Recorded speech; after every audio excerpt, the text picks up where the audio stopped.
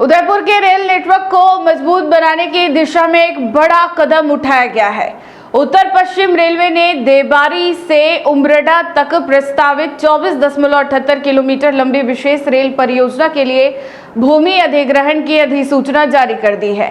इस परियोजना के तहत उदयपुर शहर और गिरवा तहसील के 43 गांवों की भूमि अधिग्रहित की जाएगी। परियोजना पूरी होने के बाद माल परिवहन में तेजी आएगी और रेल यातायात को भी बड़ी राहत मिलेगी। उदयपुर क्षेत्र में रेलवे आधारभूत संरचना के विस्तार को लेकर महत्वपूर्ण प्रगति हुई है।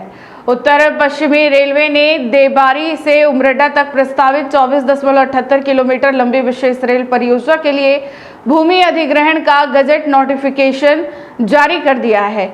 इस अधिसूचना के बाद परियोजना को जमीन पर उतारने की प्रक्रिया और तेज हो गई है। जानकारी के मुताबिक इस परियोजना के तहत उदयपुर शहर और गिरवा तहसील के कुल 43 गांवों की निजी और सरकारी भूमि का अधिग्रहण किया जाएगा। भूमि अधिग्रहण की इस प्रक्रिया में कुल 9.8 हेक्टेयर भूमि शामिल है। रेलवे विभाग द्वारा जारी अधिसूचना के बाद प्रभावित क्षेत्रों में प्रशासनिक प्रक्रिया भी शुरू कर दी गई है। यह परियोजना उदयपुर क्षेत्र में रेल परिवहन को अधिक सक्षम और आधुनिक बनाने की दिशा में अहम मानी जा रही है। वर्तमान में इस रूट पर सिंगल लाइन होने के कारण ट्रेनों को क्रॉसिंग के लिए विभिन्न स्टेशनों पर रुकना पड़ता है, जिससे समय की देरी होती है और परिचालन प्रभावित होता है। रेल लाइन के दोहरीकरण और नए ट्रैक निर्माण के बाद ट्रेनों की आवाजाही अधिक सुचारू हो सकेगी।